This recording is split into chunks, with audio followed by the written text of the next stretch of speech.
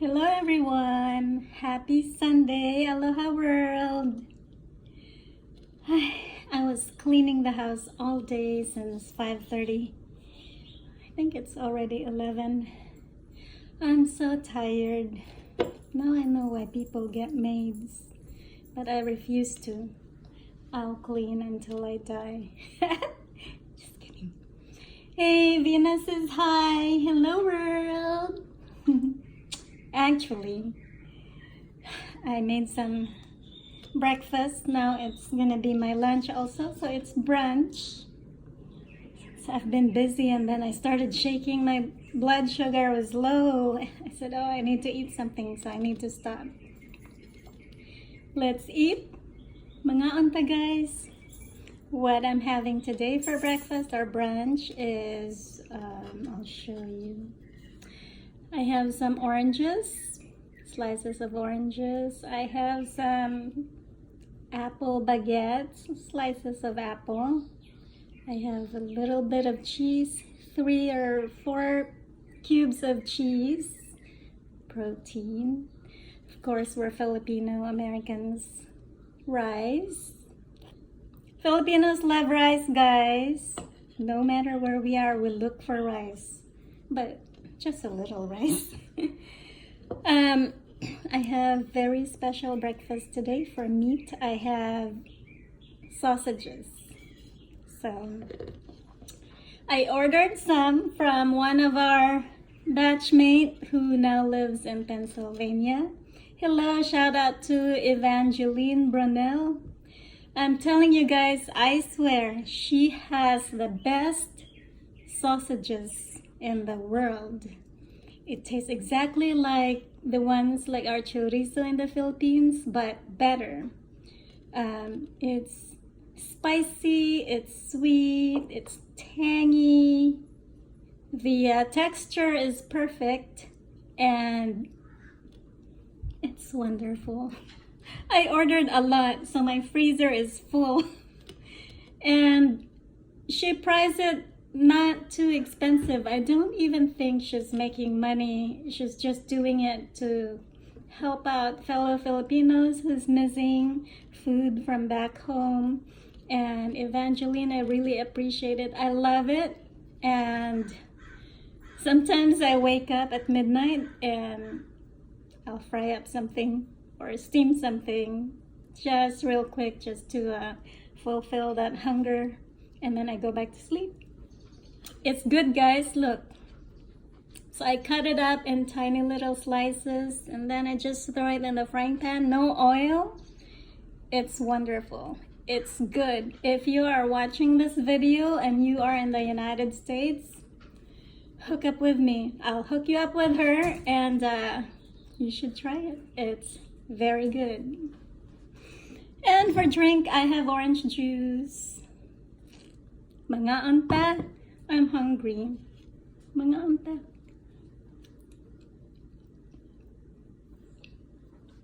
Ningalingaran ning ato. I woke up and it was very foggy outside. I ran outside. It looks like the ground was wet. It was dripping water everywhere. And I shouted, oh yes, finally it rains.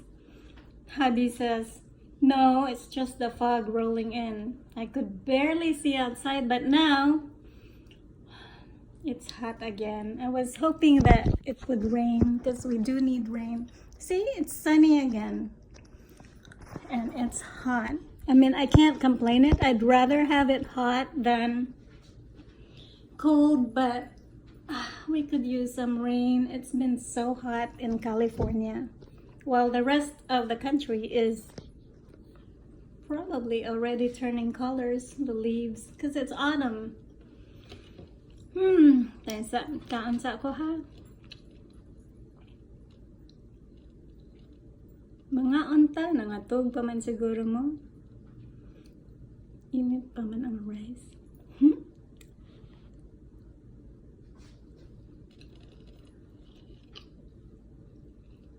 You want some sausage? Yeah. Right here. Come on. Maawaw ka. Mm. Thanks, Evangeline, for this beautiful, very tasty sausages. It's so good. Hmm.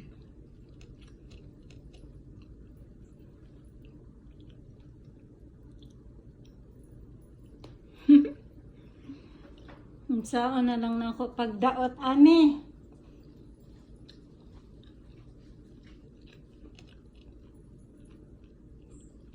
Hmm.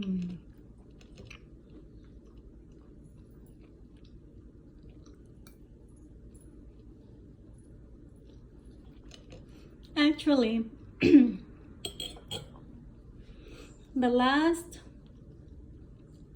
the week before last, for one whole week, well, 5 working days, I cooked a lot. Remember when I went to the Filipino store and I bought a lot of kangkong, ampalaya, talong, batong, the long green beans, and I cooked it in one day.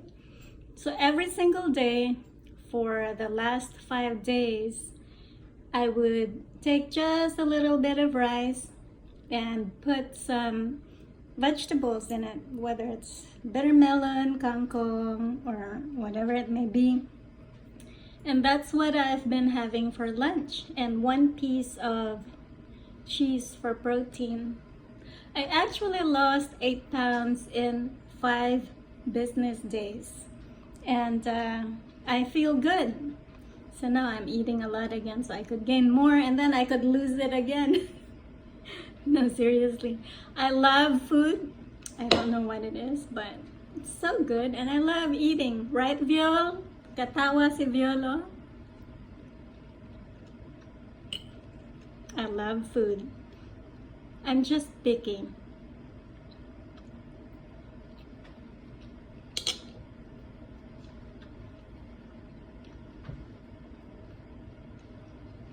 Do you want sausage or not?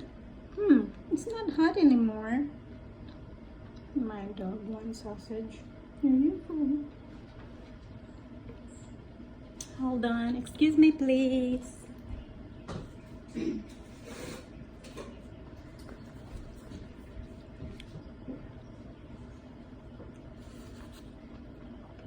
Mga unta. No.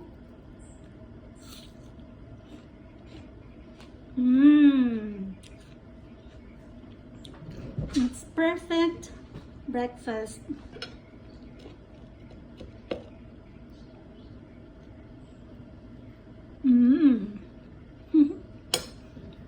Every bite of this sausage is all the same. The meat was mixed perfectly, it's ground perfectly. There's hardly any fat, just enough so when you cook it, the oil comes out just a little bit. So I throw it in the pan, poke hole so it doesn't explode. It's so good, guys. I know, you're too far away. I'm just saying, if you live in the US, you should try it. It's so good.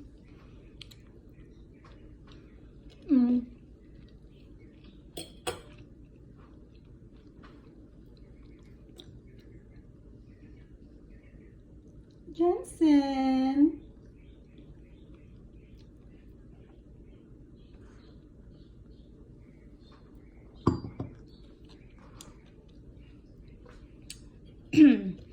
Anyway, remember I told you I was cleaning earlier? So I was moving some stuff in my bedroom and dusting, putting away books. I have a lot of hula books, notebooks, some pictures, photo albums. I put them all in one box and preparing for my move to the Philippines. No. So what I'm doing is I'm going through each bedroom. Like I have one bedroom that's currently empty because my cats and dogs don't sleep in the room anymore. They sleep with me. Hey, they're so spoiled. So I went to that room and I put everything in boxes. Some things that I don't need are going to get donated hopefully tomorrow. I'll see what else is there. Only because, I mean, they're all good stuff, good furniture, good electronics, clothing, but it's gonna be more expensive to ship it there than and it's not worth it. It would cost more than what is being sent. So I'm donating it here internally in the United States, specifically in California. So I was cleaning, right? And I found my old diary, old journals from when I was in high school. I have old journals when I came to the United States, and I just always write my thoughts. And any good quotations, I would write it down so it sticks in my brain and in my heart, you know, especially if it touches me. Inspirational ones, ones that gives you good lessons in life. And I found one of the books. I had written my favorite poem. It's my favorite poem because it's very meaningful to me. My father actually forced me to memorize it when I was 5 years old. It was very popular in the Philippines and the rest of the world at that time. There's a history to this poem.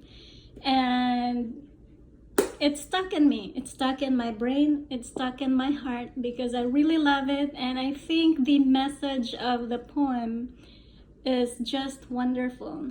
So growing up, my father said to memorize it at least once a day, and I had no idea what his intentions were or what he saw in me. I thought in the beginning he just wants me to grow up speaking fluent English, because even when he's going to take his nap in the afternoon, you know, after lunchtime, he would go outside on the ping pong table, go on top of the table, and when it's too hot and there's not breeze in the air or anywhere, it's too hot and it gets too humid in the Philippines, he would go back inside and he'd say, come. Then he would go through, and then kulbaan dayan ko, my heart would beat so fast because that means I have to stop studying, or I have to stop what I was doing, like drawing or doing some school activity that needed to be done, like a project. And then he's like, come. This is how we say come in the Philippines, come. Well, in the US it says go. But he says, come. I'm like, oh no, I'm gonna cry. I have some stuff to finish. And he goes, you know, like an accordion, he would pick like the book that he wants me to read to him until he falls asleep. I would like, oh crap, here he goes again. If it's not The Plain Truth, he loves that magazine. It's sent by a non-profit organization, I think, from the United States. I can't remember. I was too young.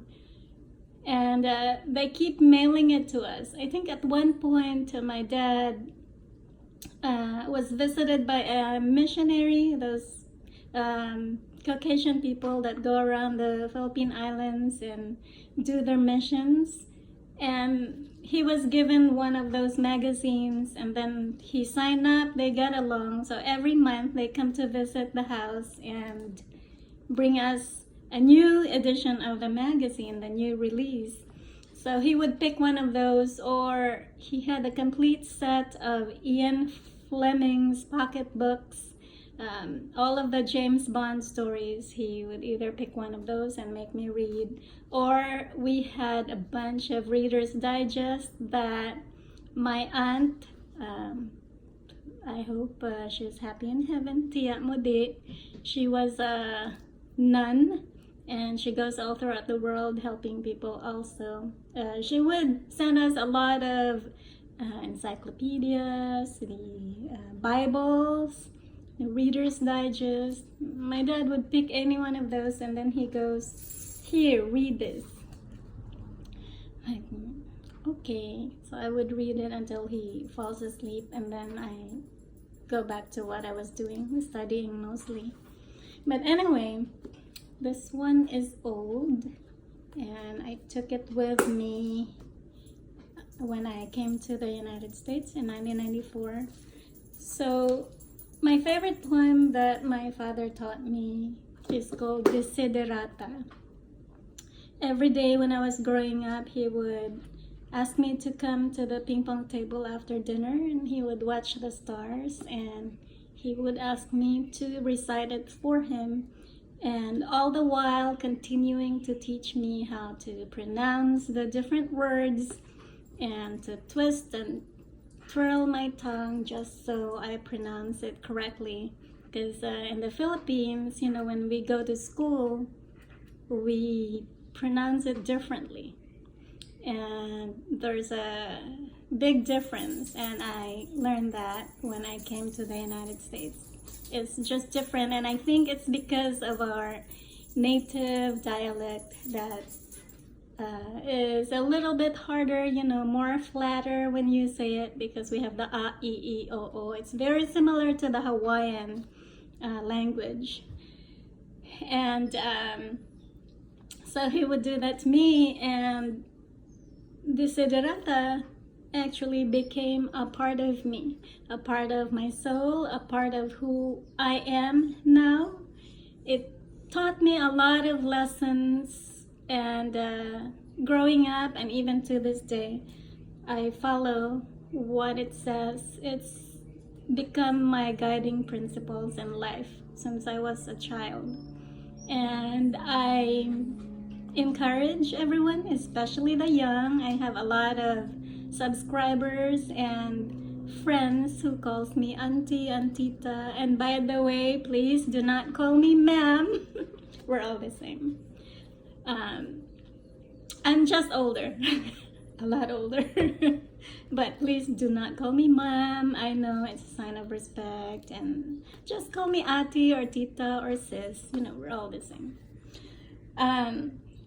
I encourage everyone, if you're a mom, teach your kids to ingrain this in their minds and heart because it has helped me a lot. It kept me humble, it kept me grounded, it shaped me and my life, the way I work and the way I value family, the way I value myself. The way I respect myself and other people, my belief, my conversations with the universe, and my faith in God, and everything in my life is based on this. It affected me all the while.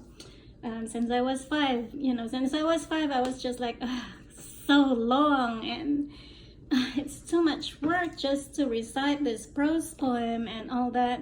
And then when we were in high school, 4th year high school, I think, right, batchmates, our moderator for our school organ, Mr. Ruby, I love him to death, and his wife, I love him. I think it was the first week of classes, so class began, and then a week later, he told us that the next assignment is going to be to memorize the poem, Desiderata, and to deliver it in front of the class. I was so happy and proud. I told my dad that day when I went home, I said, "Oh, you know, the Desiderata, our English teacher is going to ask us to memorize it in front of everybody."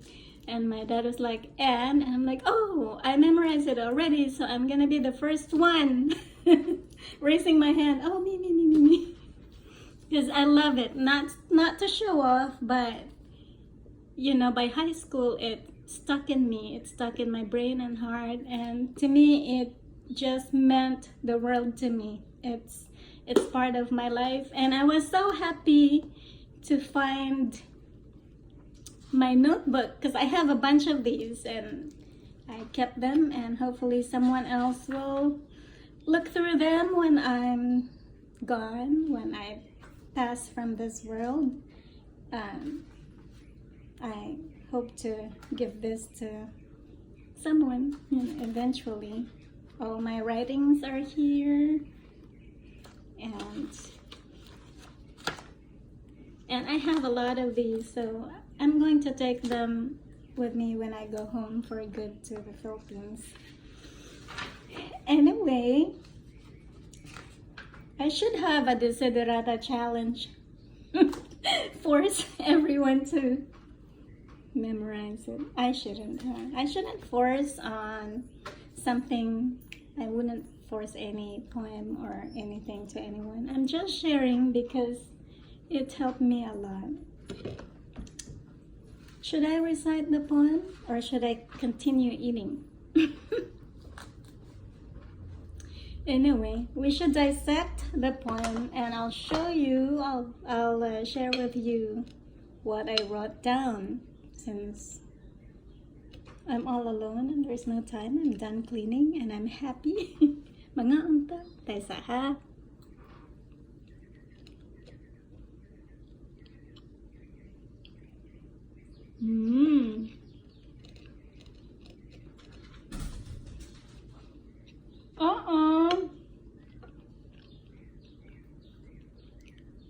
My dog is chasing my cat. Bad dog. Ganun guys, oh.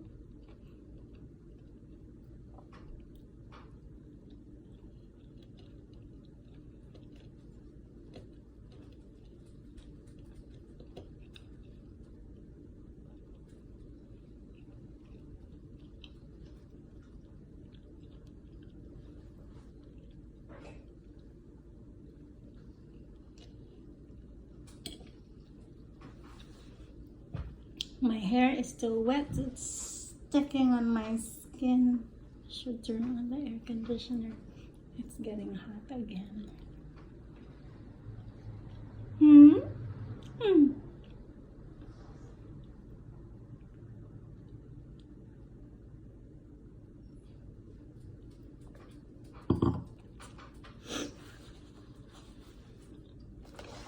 Atong basahon, guys.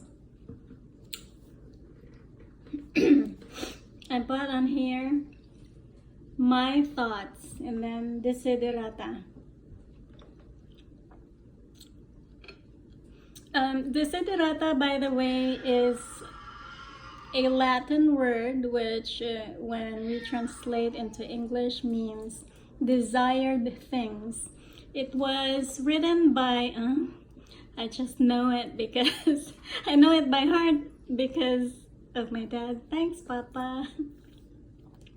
It was written by Max Ehrman in the 1920s. He is an American lawyer from, I think it was Indiana, and he wrote it, and he eventually became a poet. He was a very intelligent man. Let me read it to you. My thoughts, Desiderata. The first verse says, or actually I sectioned it so I can share with you what I think and what I feel about that particular verse. It starts, oh, no crying, I'm videotaping, girl. She wants to, Venus, my dog, wants to play with my cat, and the cat ran away. She goes, she's sobbing. No sobbing. Go sit down on your white pillow. Huh? Rest up. We'll go for a run later. Desiderata. Go placidly amid the noise and haste, and remember what peace there may be in silence. And I wrote, listen to your own inner voice and stop talking. From time to time, you know, life itself drives us crazy. It gives us panic attacks. Some people get depression. Some people just get very angry. It's a mix of emotions, different emotions, where our mind can only take so much and we react. Some people hide in the bedroom, won't eat for a long time. Some of them would go crazy, start shooting. Hopefully it doesn't happen a lot, but it does happen. Some people fight with their husbands or any member of the family, and it's not because they stop caring, it's because they can't carry the burden anymore, whatever is going on at that very moment or at that very no fighting.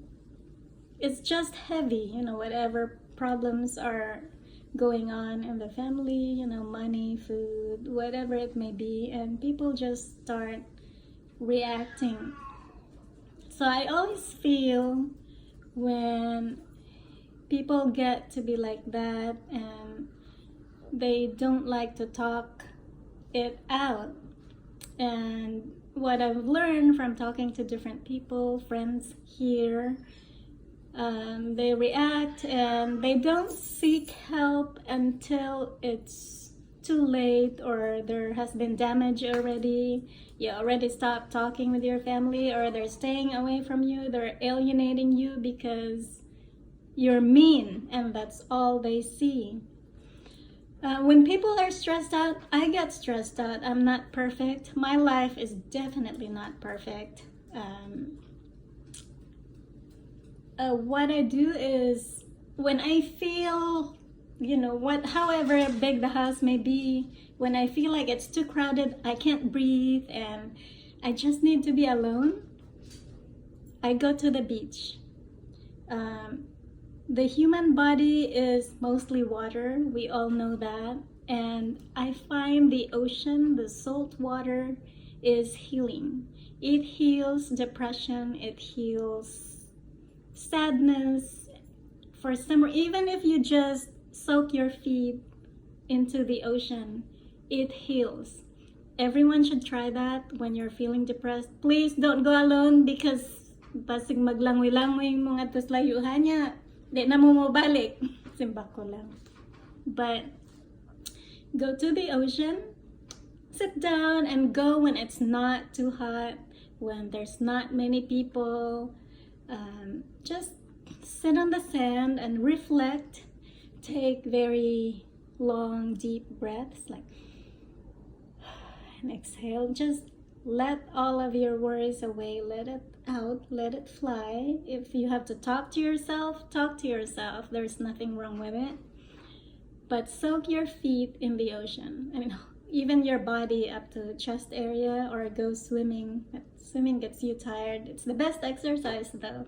But I'm telling you, it heals. It heals the heaviness, whatever you're feeling, you know, the heart, it helps. It clears the brain and the mind. And if you're far away from the water, from the beach, go outside where you see a lot of trees, green grass, a lot of greens. Green helps ease the mind, and it calms you down. It will make you reflect on good things and say a prayer. You don't have to utter a prayer loud like what the Bible says. Go in your room, even be alone, and talk to the God that cannot be seen. Just be alone and breathe. It helps a lot. Quiet is good. All of us needs quiet time, alone time, another channel out of your home and out of your relationship. Always have a hobby. So when you feel like you're feeling down, You can go out, just tell your husband or boyfriend, your parents, I'm going out, I'm gonna go out with friends, I need alone time. At work, when I see people reacting funny or getting angry, I have a purchasing guy. He always says the F-U-C-K word and like say it with conviction, like, like he would say it loud and I'm like, I would peek out my door of the office and he's kind of directly across from me and we all have glass walls. I see like this. He starts laughing. Oh, I'm so sorry, I'm so sorry. He's a good man, but when he gets frustrated, he just lets it out. It's not proper, it's okay, but if you need to take a walk, please drop everything you do, close your office door, go have a walk. If you need to take the day off, the rest of the day, go, please go. We don't want, harsh words in the office environment. It's stressful as it is. There's too much work, and if you need some health day, we call it health mental day, and we start laughing. I work with mostly guys, engineers and scientists, so I think there's only 3 women in my building, and 1 is me. So it gets crazy, and anyway, seek silence. Sometimes it's okay not to say a word. You need to reflect, relax, and rest. And that's what this is trying to tell us. Simplified to one long sentence. Isn't that beautiful? The second one says, as far as possible without surrender, be in good terms with all persons. Speak your truth quietly and clearly, and listen to others, even the dull and ignorant. They too have their story. What did I write? I said, we all have our own difficulties and struggles in life. Stop and listen. We all can use good thoughts. Speak the truth. Just speak the truth. And you know how when we were younger and daghang istorya, chismes behind the back, chismes diri. I never paid attention to those. I just mind my own business and I stay friends with everybody. You know why? It's not worth entertaining all of the negativity in life, all those people that are always holding on to anger and negative stuff. It's not worth entertaining. What I do when I see people like that, I try and help them out, reach out to them and listen to them. And if you say the right words correctly, they actually will listen. Life is too short, and we shouldn't absorb a lot of anger. It's human nature to be angry at times, but we can correct those as long as you reflect on what you just said and work on it.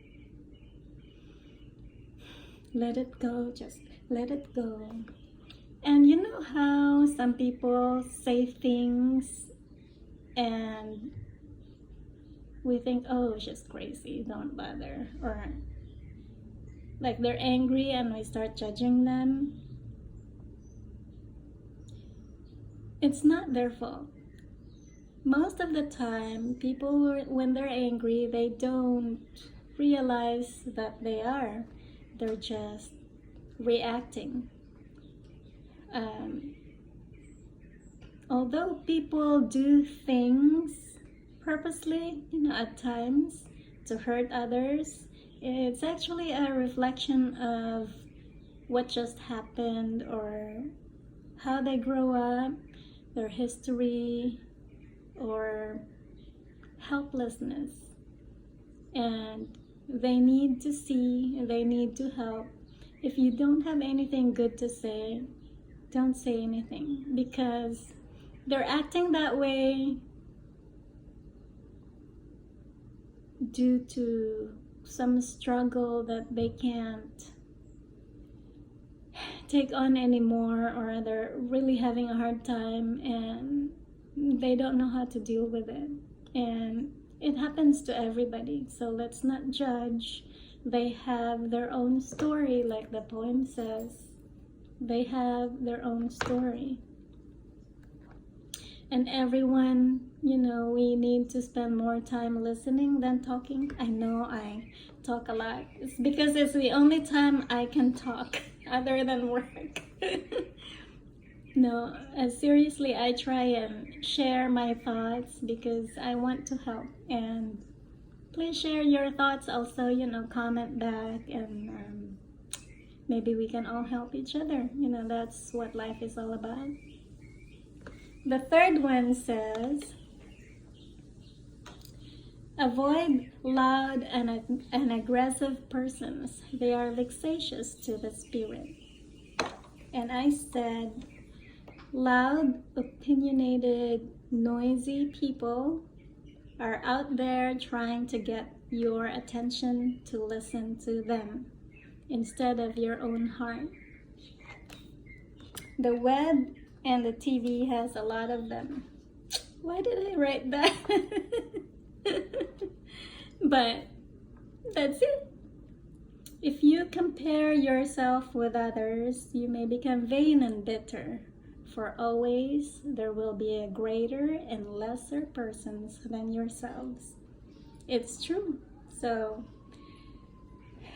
you are who you are. I am who I am, and I'm not better, I'm not less. It's just who we are. And the more time, the more we pay attention to ourselves, the greater, the faster we can improve ourselves.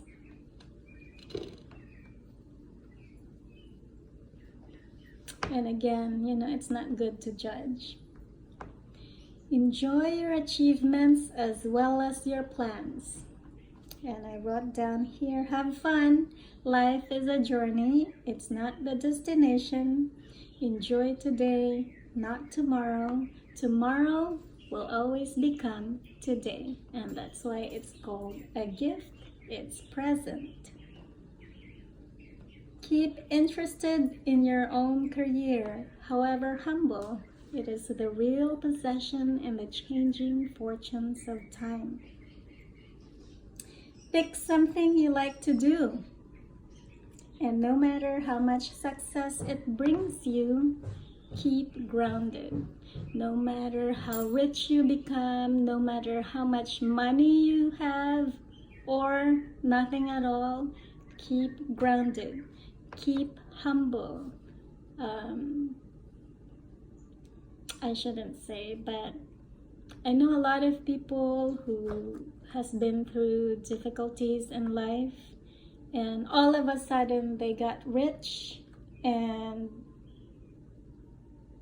they completely change. And there's nothing wrong with that. It's just, it's wrong when you start on stepping on people's toes. They get rich and all of a sudden, they're better than everyone else. And I know I shouldn't say this because it's bad, but sometimes I tell them, I know I have the nerve, right? But there were many times I would go home to the Philippines, because as you see, I go home twice a year. On the plane, as soon as the plane descends, and see, from the airplane window, you can see like the tiny little huts that I love so much. I love small houses, especially the ones by the water. I don't know, I just like small houses, especially the bamboo huts and ipa huts. I miss those. I've never had one, but I hope to buy a bunch of them when I come home. But anyway, on the plane, the plane goes like this. So it descends. I know because I've studied flying for a long time here. It descends and then it goes this way. When it's turning, you flip it this way. And everyone sees down below. You're only a few hundred feet away from the water or the ground. So you can see all those tiny little huts, especially in the Mactan area. You see them all over. And all these people, I'm so sorry. Forgive me, okay? But just want to tell you my experiences. All these people who think they are rich because they now work and live in the United States, saba kayo sila. They're so noisy and loud, and they're like, oh my God, look at those hats, and it flares up my tantrum. I get mad because they're laughing at the poor people, really, not the houses, but it's a disrespect of our fellow Filipinos who live in those places. And it makes me mad. And there were so many times I would look back and I'd say, Huy, you know, shh. I go like this. They look at me like, who the hell is she? Who do you think you are telling us shut up? I'm like, no, because you know, there are people in the plane who don't live here. They are tourists and everything and whatnot, and I don't care. It's just we shouldn't be pushing our fellow Filipinos and mocking them because they're poor. That's who we are, and that's our blood, and this is where we come from. So ayaw mo pag-ingon ana. Sige lang sila chismis nga tas luyo ay bahala na mo. Nasa ko'y madunggan, shh, huy, ayaw mo pag-ingon ana, you know? We may be related to them, and we are all Filipinos, you know.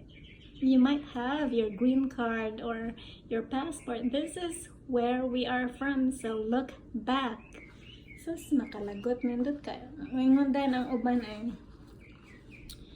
sa day trabaho ni mo dito, ma'am? Ko, gardener. Dito.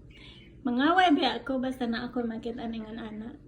Anyway, I shouldn't, but I'm just sharing. There's a lot of people, Filipino or not, there's a lot of people na all of a sudden they get like money, or you know, God grants them a lot of good blessings, money and life change, and instead of using all that blessing to help others, they use that to push others, and it makes me mad. It shouldn't be. Anyway, unsa na ganito?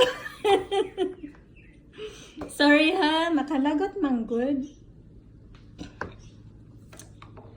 Exercise caution in your business affairs, for the world is full of trickery, but let this not blind you to what virtue there is.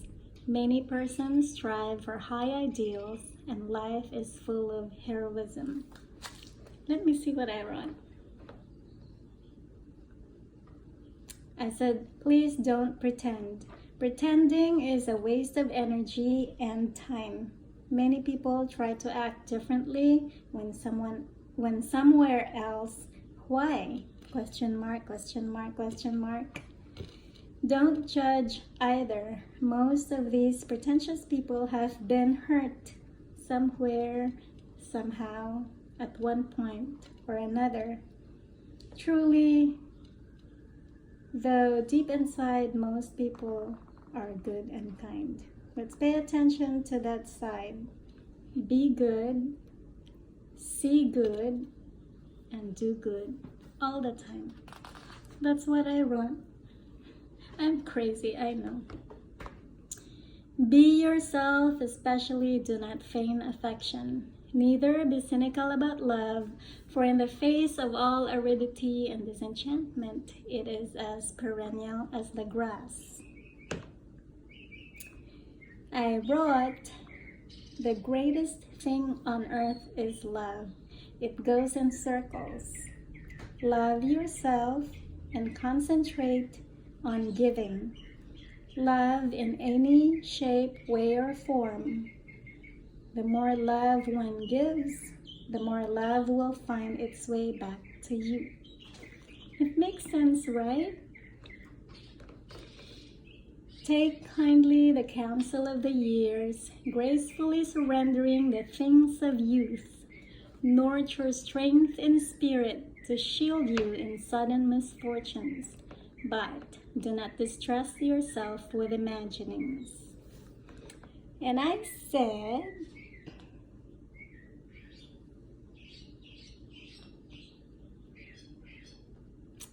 said all great teachings is 100% about love and light. It should feel good and makes you want to do nothing but good. If a teaching or a message teaches you to be afraid, and then that teaching is wrong, you should try and detach yourself from it. You are a child of the universe, no less than the trees and the stars. You have a right to be here, and whether or not it is clear to you, no doubt, the universe is unfolding as it should. Just like everyone else, you were born for a reason, for a purpose and a mission. No one is born a mistake or mishap. It's true. Therefore, be at peace with God, whatever you conceive Him to be, and whatever your labors and aspirations in the noisy confusion of life, keep peace with your soul. With all its sham, drudgery, and broken dreams, it is still a beautiful world. Be cheerful, strive to be happy. I said, believe, listen to your heart, follow your heart. Life gets brighter and more fulfilling when you do. And be happy. So, I'm going to try and recite to you the poem I've memorized since I was 5. Here we go. Desiderata. Go placidly amid the noise and haste, but remember what peace there may be in silence. As far as possible without surrender, be in good terms with all persons. Speak your truth quietly and clearly, and listen to others, even the dull and ignorant. They too have their story. Avoid loud and aggressive persons. They are vexatious to the spirit. If you compare yourself with others, you may become vain and bitter, for always there will be greater and lesser persons than yourself. Enjoy your achievements as well as your plans. Keep interested in your own career. However humble, it is the real possession in the changing fortunes of time. Exercise caution in your business affairs, for the world is full of trickery. But let this not blind you to what virtue there is.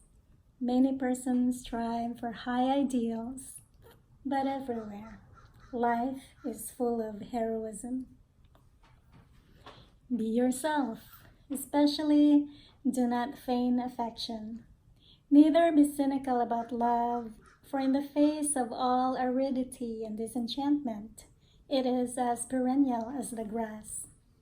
Take kindly the counsel of the years, gracefully surrendering the things of youth.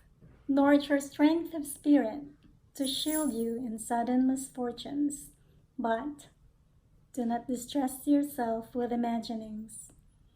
Many fears are born of fatigue and loneliness beyond a wholesome discipline. Be gentle with yourself. You are a child of the universe, no less than the trees and the stars. You have a right to be here, and whether or not it is clear to you, no doubt, The universe is unfolding as it should. Therefore, be at peace with God, whatever you conceive Him to be, and whatever labors and aspirations in the noisy confusion of life. Keep peace with your soul. With all its sham, drudgery, and broken dreams, it is still a beautiful world. Be cheerful, strive to be happy. Please read Desiderata. It changed me, it shaped me, it helped me become me, and